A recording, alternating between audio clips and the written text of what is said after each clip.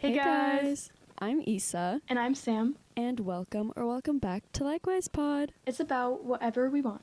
I thought last week was so fun, just casually talking about wanting to be fixer-uppers and like internships and all that jazz. Same. I loved it. I was really scared because we were recording kind of late at night, and we all know what happens when we record late at night, which is why we're recording at a crisp 4:30. Oh yeah, that is true. I don't know the last time I actually started recording between the hours of 3 and 4, because usually it's anywhere between noon and 3 or after 5. Yeah. No, it's kind of rare to be right in this little time range, but I like it. My house is really quiet at this time of day since I'm still back home.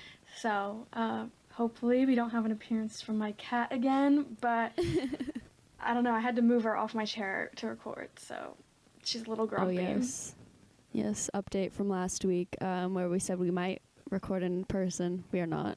Oh, yeah, no, we just, I kind of forgot that, school exists and, going to class exists, and then I also don't have a, working car at the moment. I had some car troubles this week, so I would have to have, tried to find someone in my family to, drop me off and then make East pick me up. It would have been so chaotic and expensive, and I guess not that expensive if I was walking. But still, it would have been a lot, and, class, I would have had to go on, early in the morning or something. Yeah, just too much. Yeah, no, I know. And, of course, of all the weeks, this is the week that I'm really busy. Same. I had stuff going on Monday, stuff yesterday. I was the Zoom tonight with Trevor Wallace. Oh, yeah, I had to move my, I'm moving my meeting tonight. That's usually at the same time so that people can go to either that or there's so many meetings on 7 on Wednesdays. There's the Trevor Wallace thing, and the Women's Network is launching their WC chapter tonight at the same time. So I was like, oh crap, there's too many things happening. I want to give people the chance to go to them. So I'm moving my meeting tonight. So yeah. I feel like that's a good plan. Oh my goodness. I guess, speaking of the week and all things that happen, Sam, what are your roses and thorns for the week?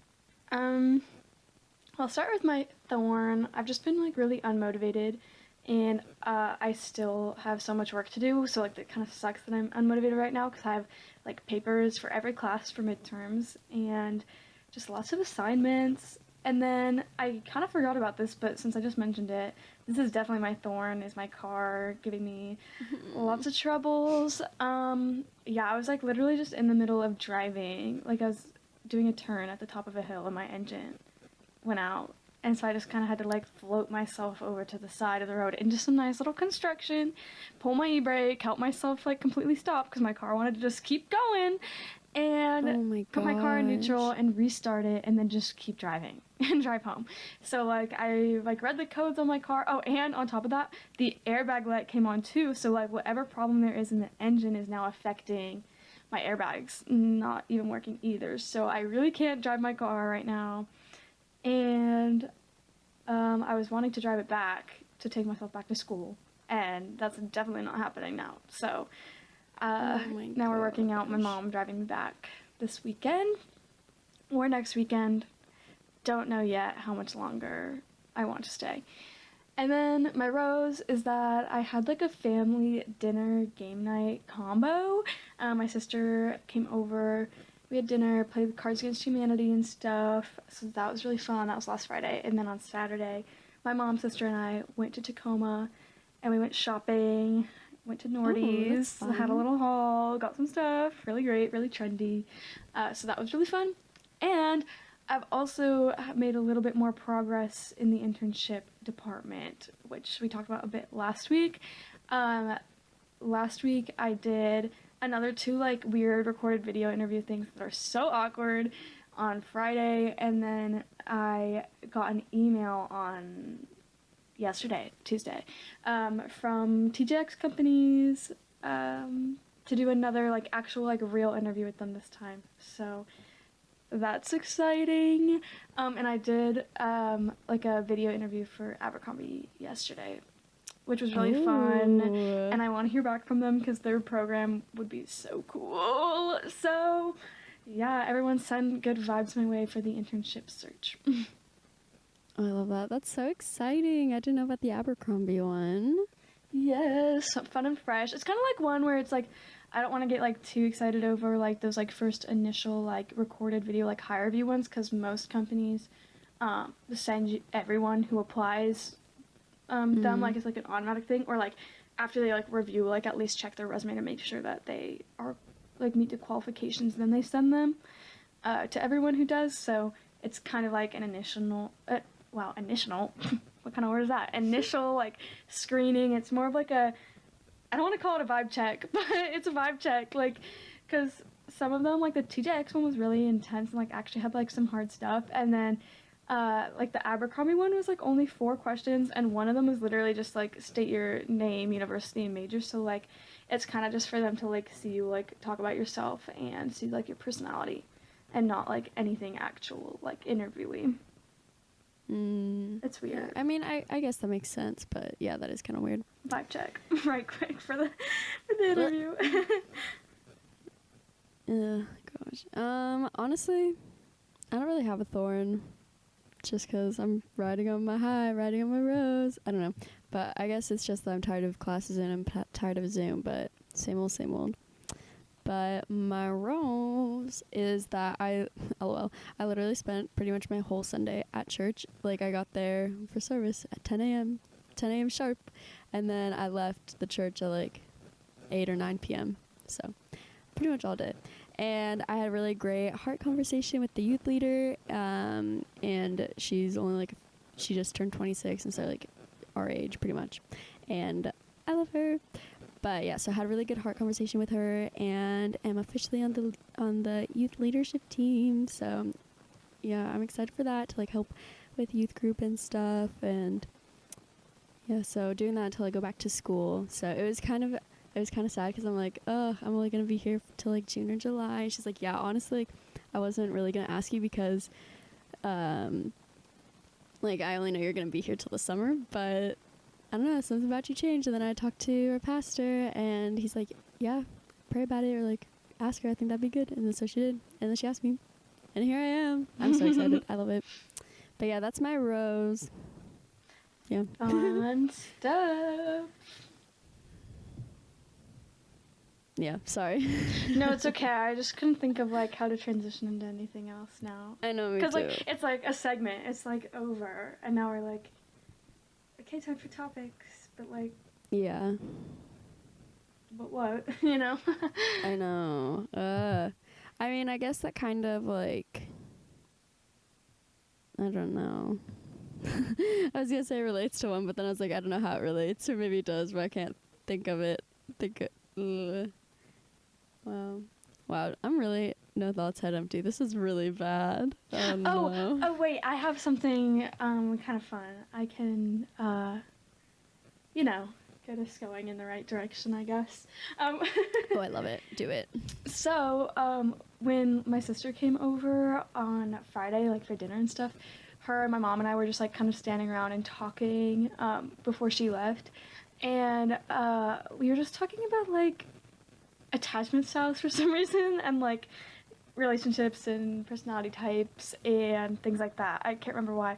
Oh, I think I sent my sister this TikTok of someone like making fun of like, they had like this mug about their avoidant attachment style, and it was like there's like these mugs that are like attachment styles as ghosts or whatever. And the avoidant one was just like really funny, and I have an avoidant personality type, and then we were just talking about how my sister, not personality type, attachment style. My sister was like, I'm not really sure what mine is. And I was like, I think that you're either also avoidant or anxious avoidant. And we were just trying to explain to my mom and talking about how, like, that would make sense for us to kind of have the same type, because a lot of it has to do with, like, how you were raised and, like, your family relationships when you're, like, young and stuff, just kind of, like, helps develop your attachment style and whatever. But yeah, we were just, like, talking about that for a long time, and it was kind of enlightening to like try to talk with like my mom about like what, I don't know, the reasons were for like why we'd have attachment like avoidant attachment styles or things like that. And for me, like a big thing, I was like, oh, I think it's because I'm really like non-confrontational. I don't know. You know us. We love personality types around here. We do. I know, except, I mean, this is kind of a personality type, but also like not. I don't know.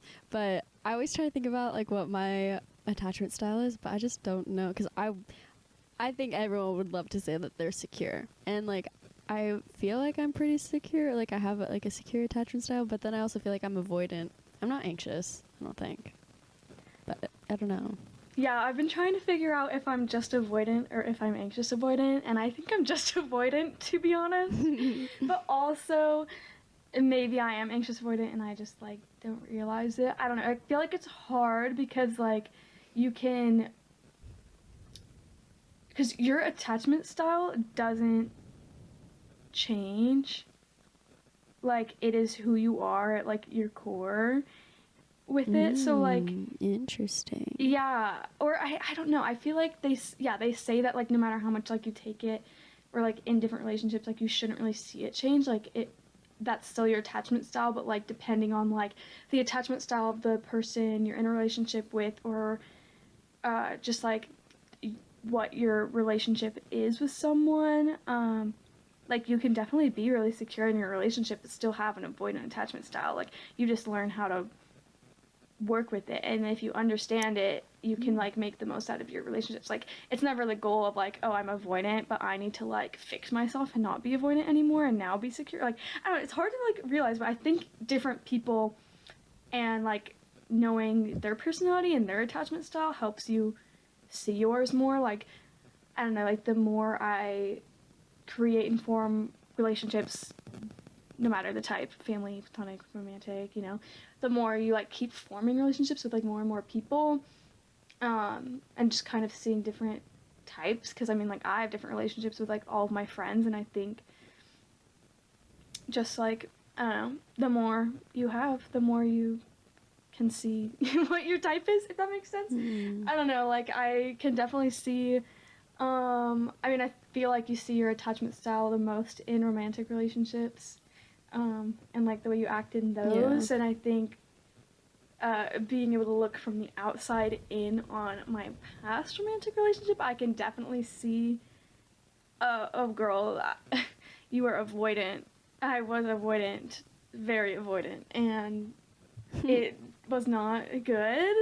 Like there, I think you can definitely see like where the positives and negatives are of your personality types when you look at your behavior in relationships. Yeah, no, that's so interesting. Because I learned about it in Dirty 230 or what was it, Psych 230,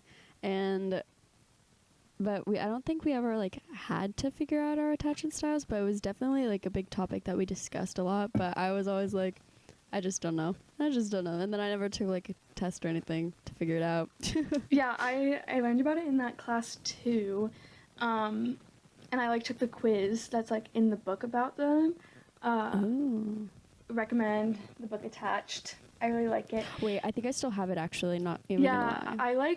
We only read like the first 2 chapters for that class, and then I finished it on my own and was like reading it a bunch last semester and like in the summer. And it's literally up on my wall, on my brick wall on the shelf back there.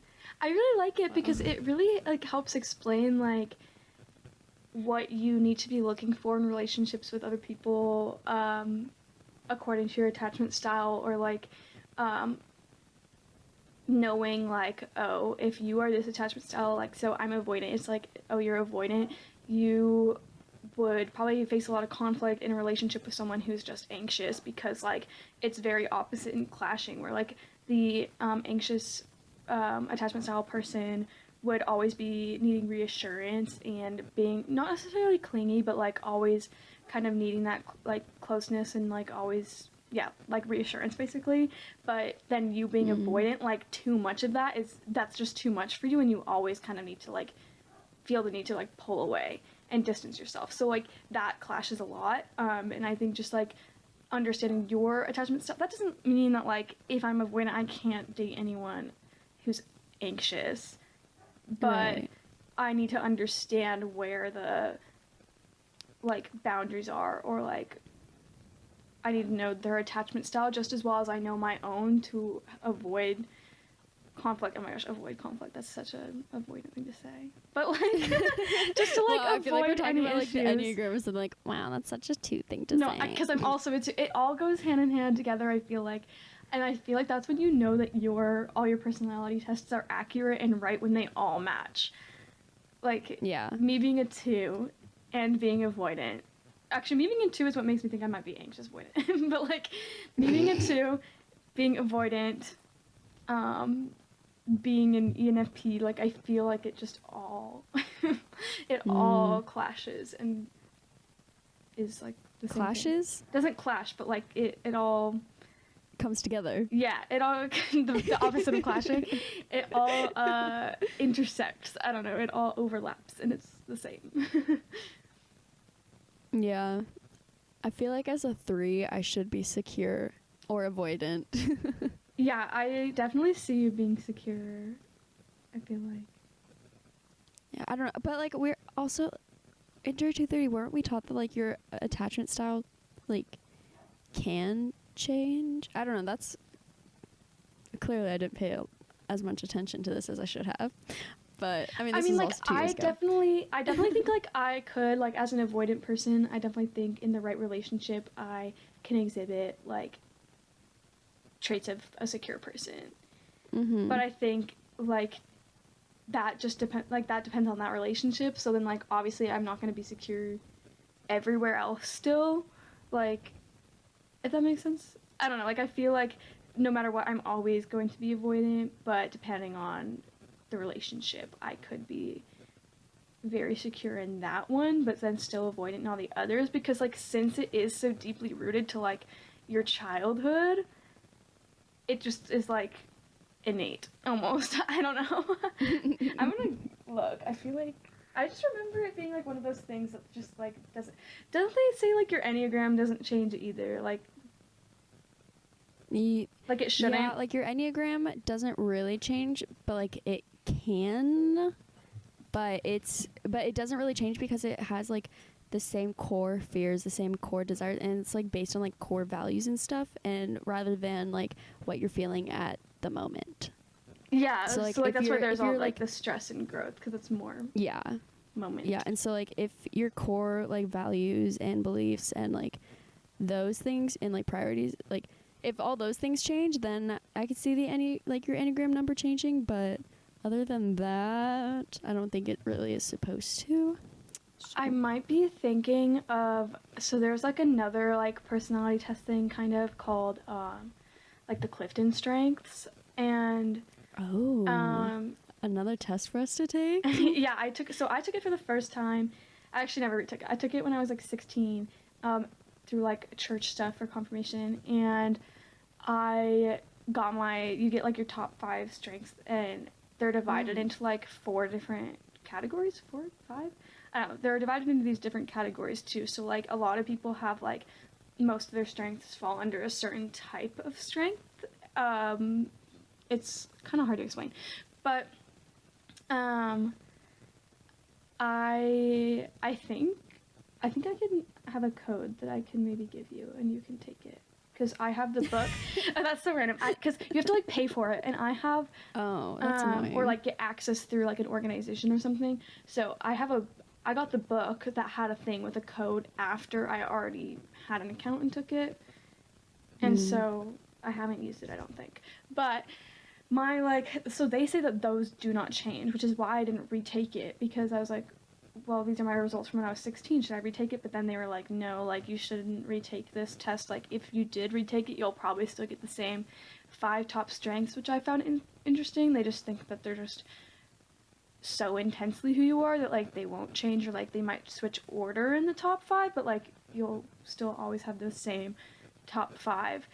And mine are, like, my number 1 is positivity. Surprise, surprise.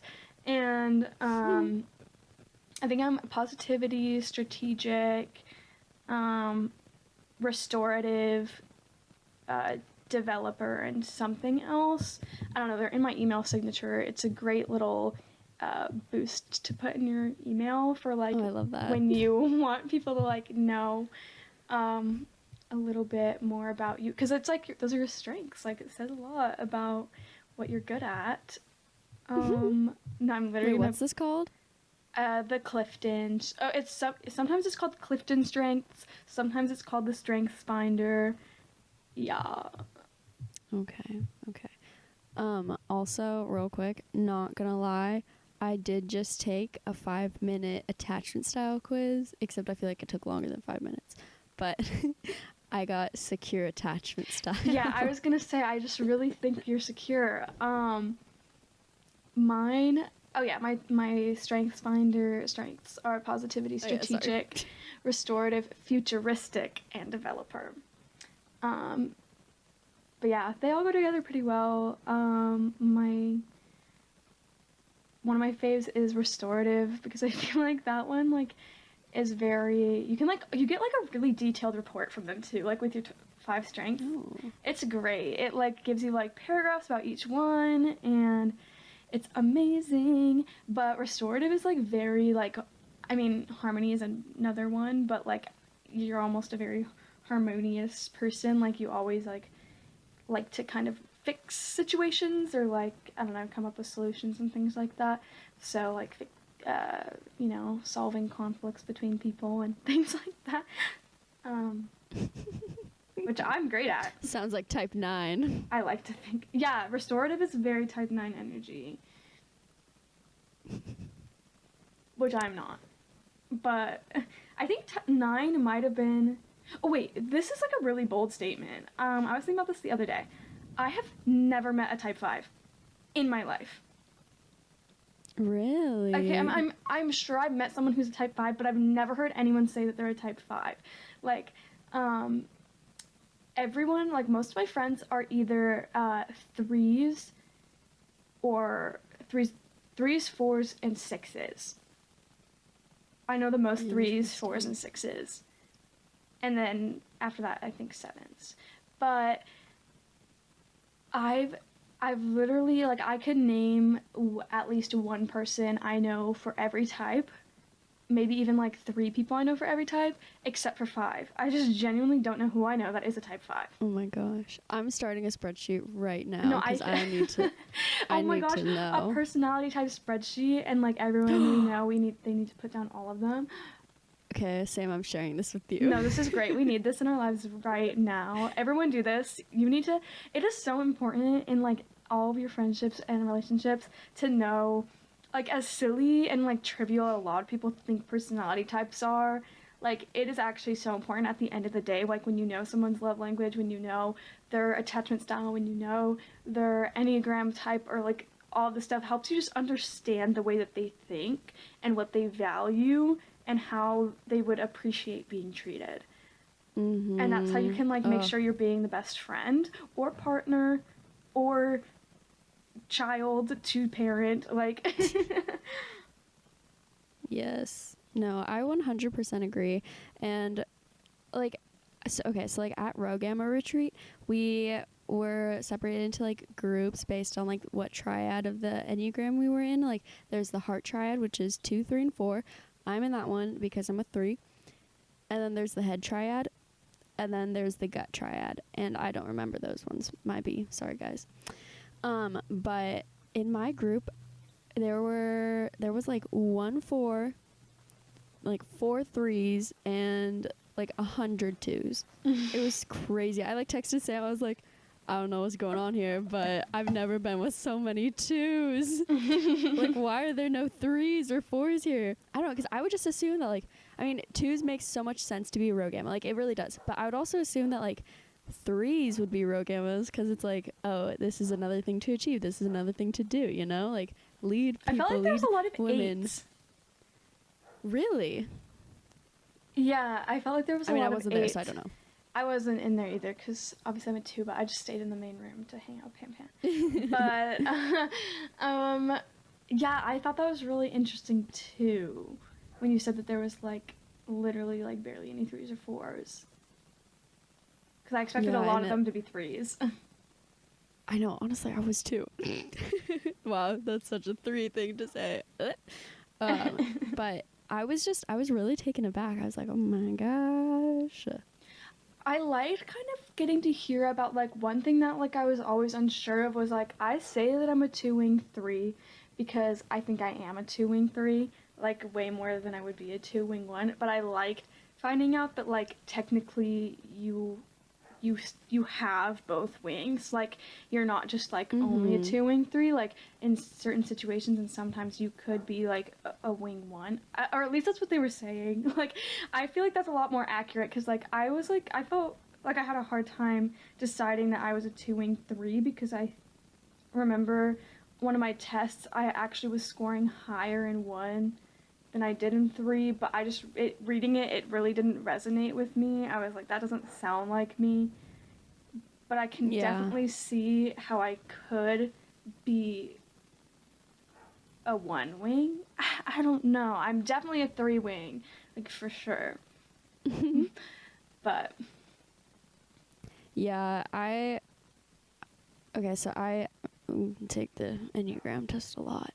And last time I took it, I got a type 3, of course, but then, like, for my wing, it said, like, taking wings into account, it could be a 9 wing 1 or a 1 wing 9. So I was like, okay, there's no way I'm a 9. I'm not a 9. Like, sorry, don't get me wrong. I get stressed when people fight, but, like, I'm not the peacemaker kind of person. So I was like, what the heck? And that's kind of, like, similar to what happened to my sister when she took it, because she got type 2, but then her wing was, like, 6 wing 5 or 5 wing 6 or something. I was like, what the heck is going on here? I don't know what's happening. So yeah, I just want to know what's going on. I get really confused because like I totally understand like the stress and growth points, but what gets me really confused is so like my stress one is 8, and but like when I read stuff about 8, it just doesn't make sense to me because like 8 being my stressor would mean that like when I'm in like stress I would get more like angered and more like because like 8 is like in the gut ones and like I would exhibit a lot more like impulsive stuff and just like anger, and I was like that just really doesn't, I'm not an angry person at all so maybe that's why I don't get it, but like I need to like look at that actually, like what is type 8 description, because every time I think about that, like is this me in stress, it doesn't make sense, but then I'm like am I in denial because I don't want to like accept that that's what I'm like. Misidentifying 2 and 8. Oh my gosh. Oh no, I'm scared. Okay.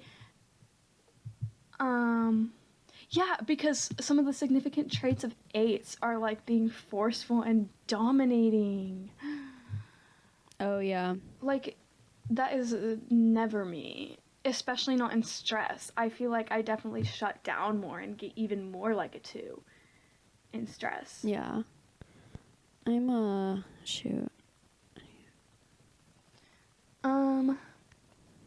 Both types struggle with underlying fears of rejection. Cute. Which is like funny because like I remember I was like watching this TikTok once and it like was like describing all these other things that I'm like, oh that's me, ha ha ha, and then like the very last one was like deep rooted fears of abandonment, and I was like, or like deep abandonment issues, and I was like, I don't think I have deep abandonment issues because I feel like I'm always the one abandoning things, and then me saying that made me realize, oh, that sounds a lot like something someone with abandonment issues would say, like because if you're scared of rejection and abandonment, then you're gonna be the one to abandon things so that you don't get abandoned, you know? I was like, oh dang. I was like, I think I just came to some realizations about myself.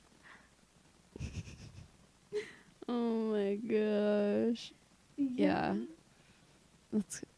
I like sometimes see those, but then I'm like, oh yeah, oh yeah, that one? Yeah, me. But then it's like type 5 or type 7 or like type 9 or something. It's everything but 3. I never see type 3 anything anywhere. It's annoying. I just really, nothing with 8 resonates with me, which just really is like weird because I'm like, oh, when I'm in, that's my stress, so like it just really didn't sound like me. Yes, let me C.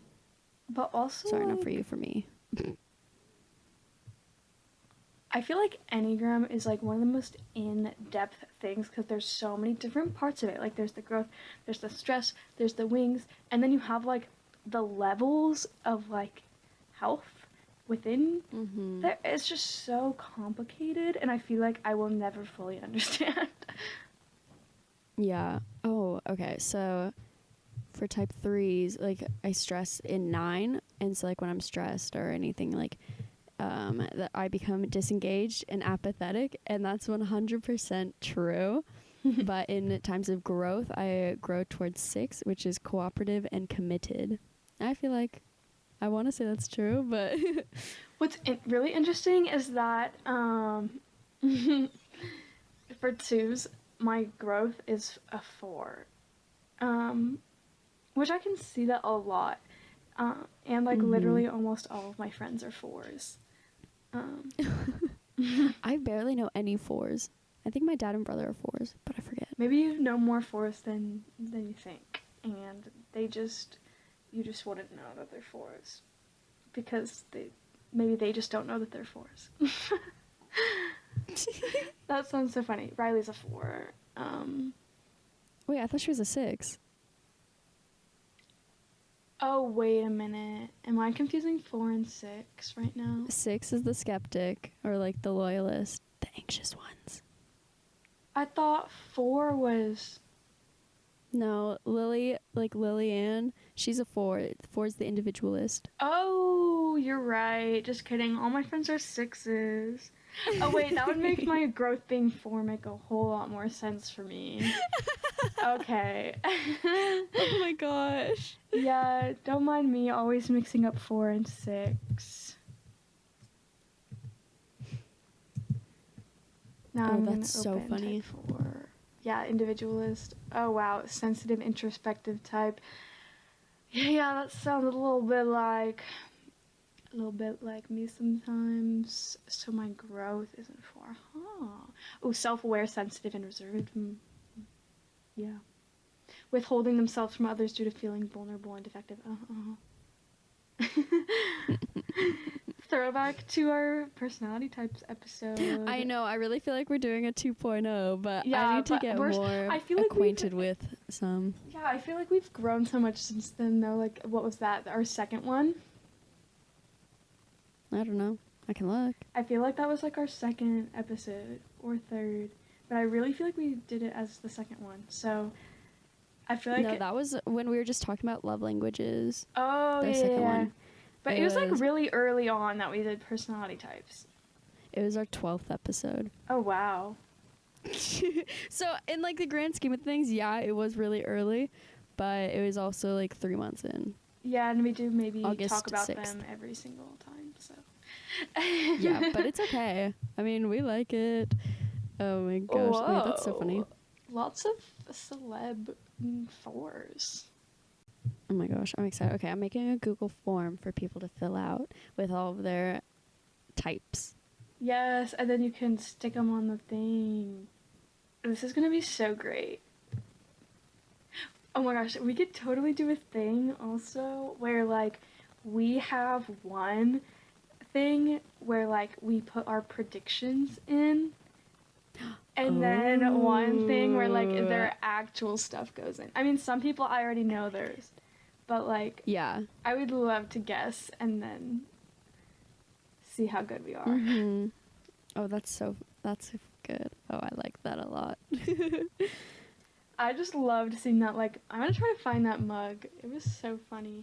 Like, I want to embrace having an avoidant attachment style, because I feel like whenever I say it, I'm like, that sounds so horrible.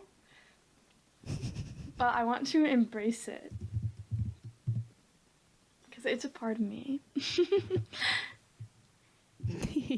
Love that. Okay.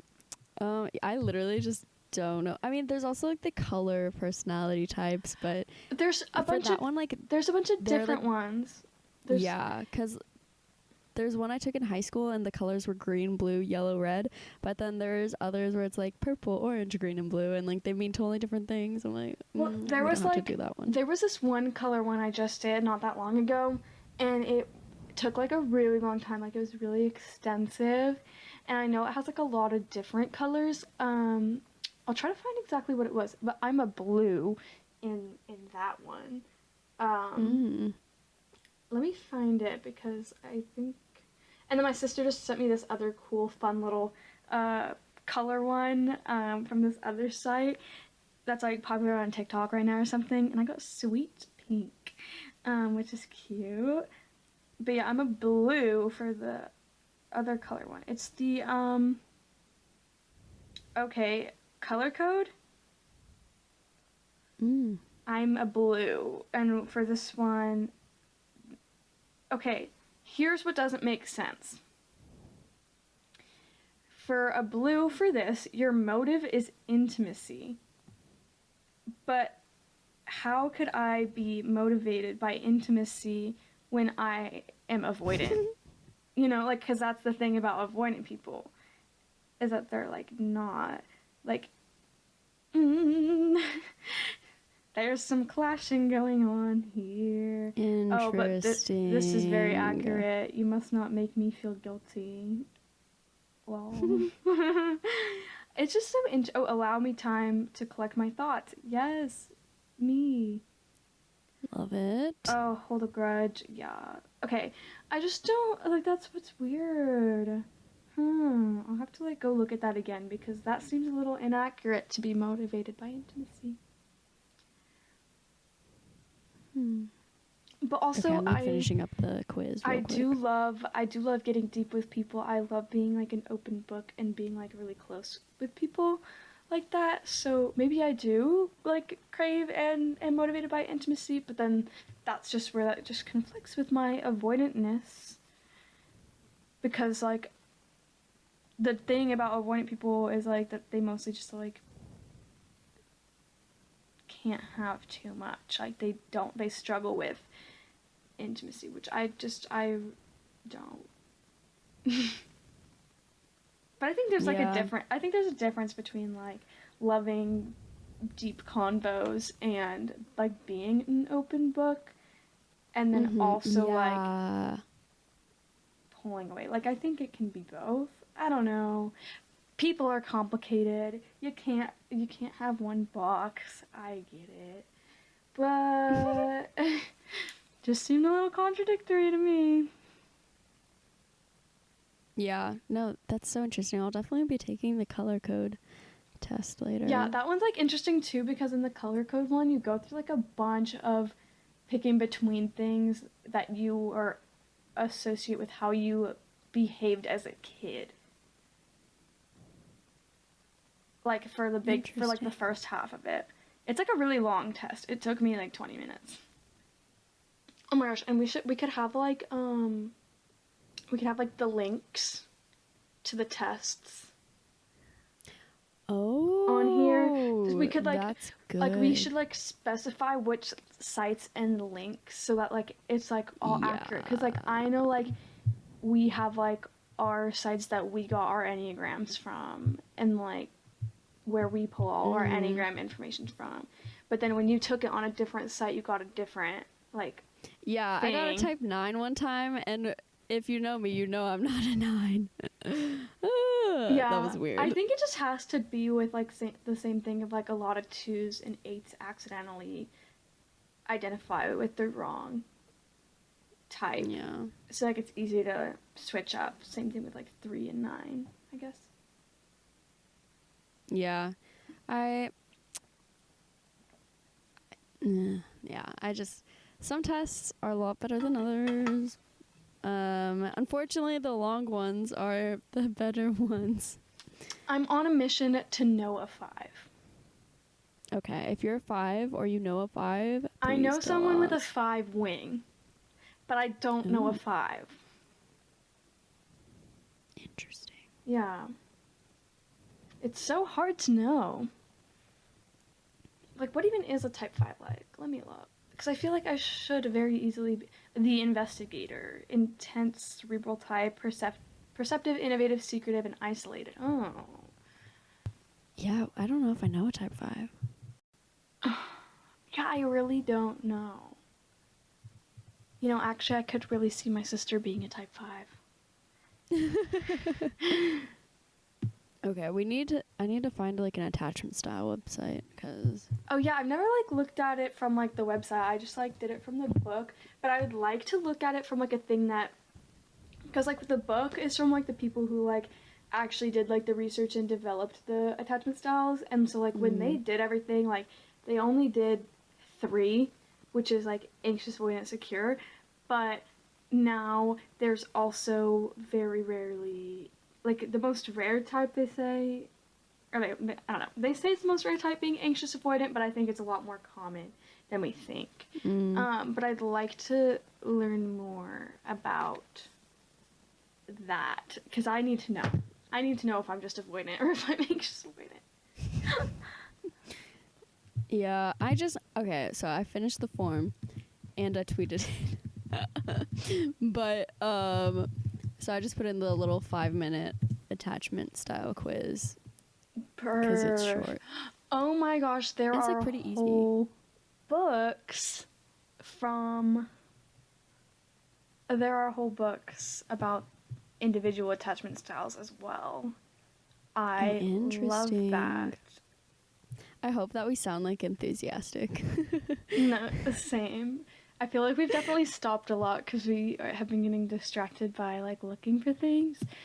I know, I was literally taking a test during it while you were talking. So I'm so sorry about that. It's not that I'm like surprised that I have a secure attachment style, but I'm a little intrigued, I guess, that it's 'cause I don't have an avoidant style. They pull from like how high you're scoring on the level of self-esteem and perception of others. So like secure people are like, it's from scoring high on both ends. And then like the anxious is like low on both. And then avoidant is like high in one and low on the other. I'm pretty sure. Yeah. Attachment therapy. Okay. I would love some attachment therapy. It's like a workbook from Etsy. It's only $7. This gives you like, okay, so like the website I went to, it gives you like a full like rundown about like your style and how you scored and stuff. Oh, great. That's fabulous. I like it. Cool. Wait, people make so many cute like workbooks on Etsy that are just like things I think you just download. These are so cute. Oh my gosh, it's a printable download. I really want people to take this test. Oh my gosh, we should make our own Enneagram likewise Enneagram workbook journal. Oh my gosh, someone took it. Wait, that's someone crazy. Already took it? I didn't know that you Jillian took it. Oh my god. Oh, I love this. Ooh. Oh my gosh. And she, like on her MBTI, she even included like the letter, the extra, like, because I'm an ENFPA. She's an ENTPA. Whoa. I always forget if I'm turbulent or the A. What does A mean? I know T means turbulent. 'Cause it's A or T. When I don't remember. Aggressive? Is it aggressive? Oh, absolutely not. Okay, the fact that was my response to something, if it meant aggressive and I got aggressive about it, maybe it is. Are you stressed? Type 2, are you stressed? Okay, wait, type A. She's an 8-wing 7. That makes so much sense. Okay, wait. Why is this not telling me what the A is? It just says type A. Okay, maybe the A just means type A. Oh, assertive. Assertive versus turbulent. I think I'm turbulent. No, assertive individuals are self-assured, even-tempered, and resistant to stress. Oh, don't know how much that is me. Oh my gosh. Very well could be turbulent. Okay, turbulent individuals are success-driven, perfectionistic, and eager to improve. That sounds a little bit more like, maybe I'm turbulent. Maybe that's changed. You sound like an A. I feel like you're an A. I mean, I feel like you could be both. I think but it's I feel both. like I think I'm really like, see, that's my problem is I'm really close to the middle on a lot of stuff with the MBTI. Like, I'm only an E by like 6%. yeah. I'm like only okay. 56% over on that side. So I don't know. It's kind of hard to know. I'm really close to the middle. Yeah. Okay. And then, so like, it also says for A that like they don't worry too much, but this is different from apathy. They aim for goals and want successful results, but they typically won't let nervousness color the path to their accomplishments. They're unlikely to spend a lot of time thinking about their past actions or choices. According to assertive personality types, what's done is done. I spend a lot of time thinking about like things I've already done. Like I'm like a big like worry person. I don't let stuff go. I mean, like I make it seem like I do, but I don't. And then turbulent, so T, like, they're always trying to counterbalance their self-doubts by achieving more. Just as they push themselves to become better, they're as likely to push their projects or efforts in the same direction. Turbulent personality types tend to notice little problems and often do something about them before they become larger ones. Gosh, I need to take the MBTI so I can figure it out. Yes. Boundaries therapy workbook. Ryan took it. There's a love language workbook. Shoot, I should have included the love language given here. Oh. Oh, oh, I see what you mean. You only have like one. Well, maybe we can always go back and ask them. Or like if it's different. Ooh. I'm very intrigued by these workshops. Workbooks. I want to do the love language one. It's only $5. Oh. And it's like a downloadable, like you can just like print it off. Except I feel like I know a lot about my love languages to not need to do that. Where did you put it? Did you put it on like Twitter or something? Mm-hmm. Okay, I just updated the love language question. My bad. Hopefully both of those are just the same.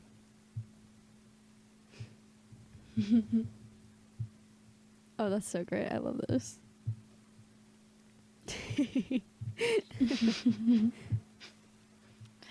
So fun. Oh my gosh, Ryan's so cute. She's like, so I said any other personality types that you know, and then Ryan's like, Adobe Creative is still whatever one the cactus is. LOL. Much love to you both. Oh, she's so cute. Love you, Ryan. Yes, love. We'll see how much of this part I actually put in the pod. Because we're just like hanging. Oh, this is so funny. I love this. Wow, she said, let's talk about relationships, and then I said, let's turn that into talking about personality types only. Oh, it's fine. I don't care. It was bound to happen. You see the word relationship, and it's bound to happen. Yeah, literally, I was like, I'll take this somewhere with these attachment styles, and then it was like, oop, nope. And then we took it right back to the place we know and love.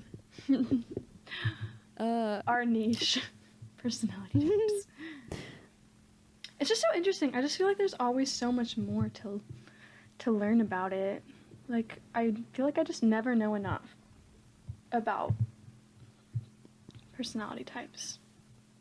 Sam, I'll always remember your Adobe Creative type because when we took it at we were recording with Gemma and we took it and then you're like, you got the dreamer, and all I could think of was, you may say I'm a dreamer. But like Millie Bobby Brown. Yeah. I love that video. Oh it's so funny. Wow, I feel so head empty, no thought. I feel like lately, or wait, no, not lately. Shoot, I was gonna say something. Oh, no, okay. I feel like lately we're like super like no thoughts, head emptying during the pod, but then once we stop recording, we like have a conversation, and I'm like, dang, this should have been on the pod. We should have still been recording. I feel like I'm getting too in my head about this. I'm like, oh, the conversation needs to be good. I'm like way overthinking it. True. I think. Same. Okay, we're starting over. I'm kidding. No, I was literally like, so like, should we just like pick this other topic and then like start talking about it, and then if we talk for like a really long time, you can just split it and that can be next week's episode. That's how my brain was working. Then I was like, Sam, you don't have time for that today. Like, I have some fat reading assignments to do, like that I have to annotate by tonight, and I have to make an agenda for my president's meeting. So like, I do have other things that I have lots of responsibilities on this good fine Wednesday. Yeah, but not as big a responsibility as doing the pod. No, literally. Like, I was just, I was like, you know, like, if I just, like, get ahead and, like, knock out next week right now, like, and then I was like, no, we can just record next week. Like, what are you thinking? I remember for, like, a few weeks last year, like, we were recording, like, a week ahead of time, and we were doing that for, like, 3 or 4 weeks. But then it felt weird, because it's, like, our Roses and Thorns and, like, all the stuff that was happening was, like, a week prior to when it came out, and so like it just felt weird. So we like stopped and took like a week off. I remember that. We were like, let's just like not. And now we're recording on Wednesdays. Yeah, which is so bad. Why are we doing okay, we definitely can't record on Mondays, so then we're like, okay, Tuesdays. And now I'm like, why don't we just record on like not a weekday? Like or like, but then I'd feel weird if we recorded on Fridays and then uploaded Thursday, because then that would still feel a week. Like, I feel like it needs to be current. I just can't. I know. I feel like any earlier than Monday is just too weird, and I also just can't do Sundays anymore. So there's that. Yeah, I feel like it'll be easier once we're both in Pullman. That's what I was gonna say. I think we should do. Oh wait a minute. I was just thinking we should do video pods when we're in person, but then I was like, wait, but what if we're not allowed to post together? But then I was like, we could save them. Yeah, and like if it's like if we uploaded like video pods to the tube.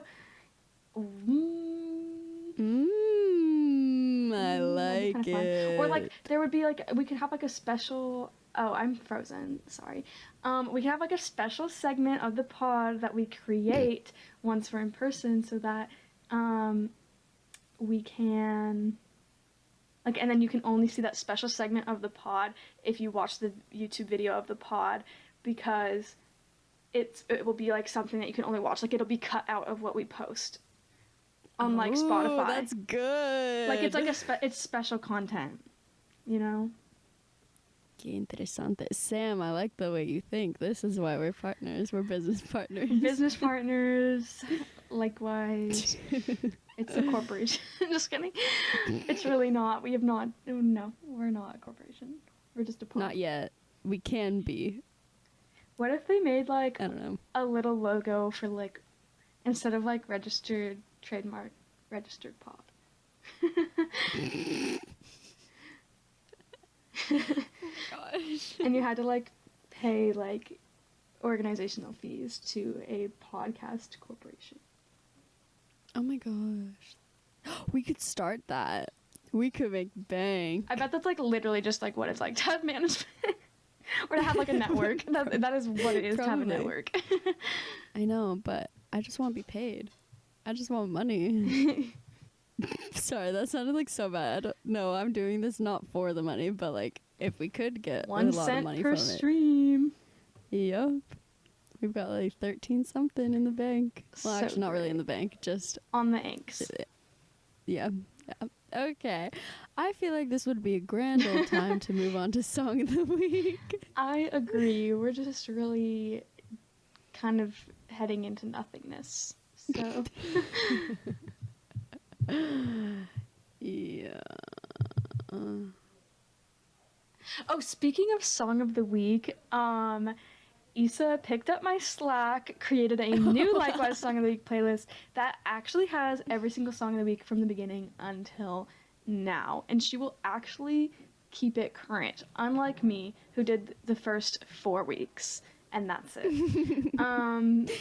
So yeah, there's a new playlist. Okay. I deleted mine. There's no evidence of me having a incomplete playlist, because then I just followed Issa's instead, so that Oh my gosh, that's so funny. Yeah, so mine had no use.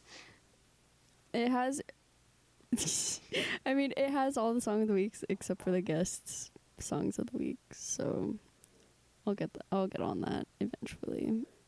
We'll get there. Maybe we'll have a different playlist like guest song of the week. I don't know. But okay, that's a good Sam, what's your song of the week? My song of the week is August is a Fever by Ella Jane, and I've had one of her other songs as my song of the week before, but this is her newest song. She doesn't have very many.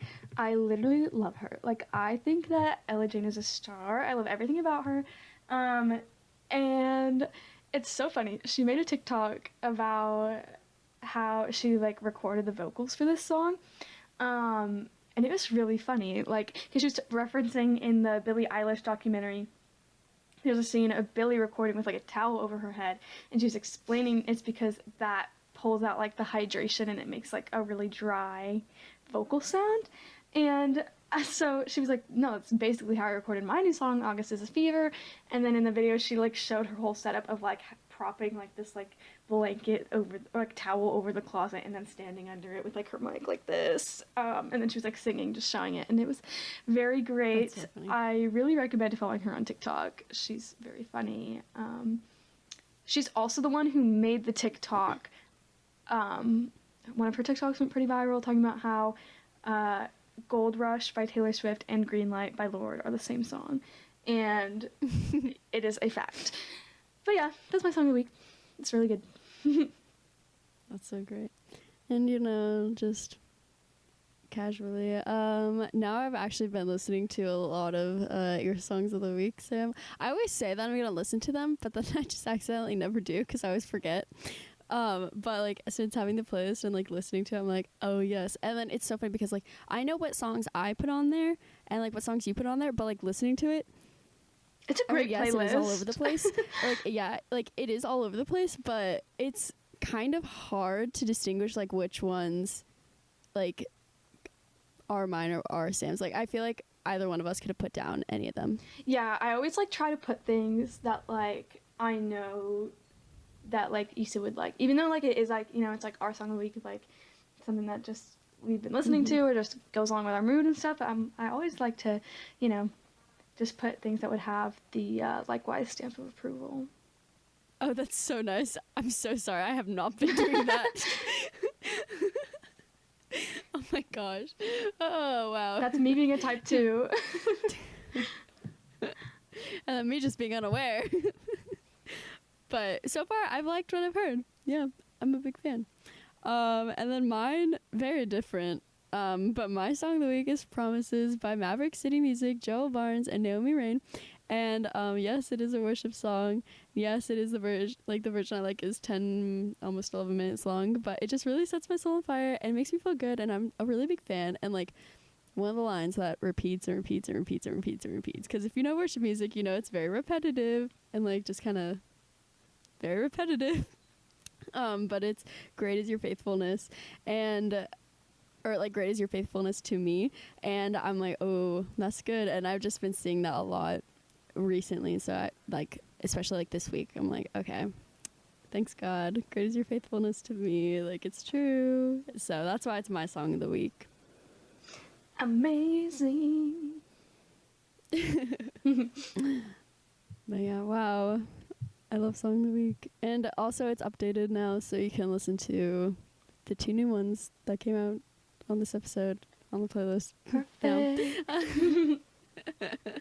But make sure to rate and review us on Apple Podcasts so that more people can find us, as always. And also follow the pod on whatever streaming platforms you use to make sure you're listening as soon as an episode comes out. And no one's taken us up on our offer to be our free social media worker person. So that position is still open, still available. Thank you so much, Sam, for spending another hour of your week with me. It's always so good talking to you, and I'm glad that we could talk about something we love, personality types, and I just hope you have a really great rest of your day. Thanks, Issa, and likewise to you all. Bye.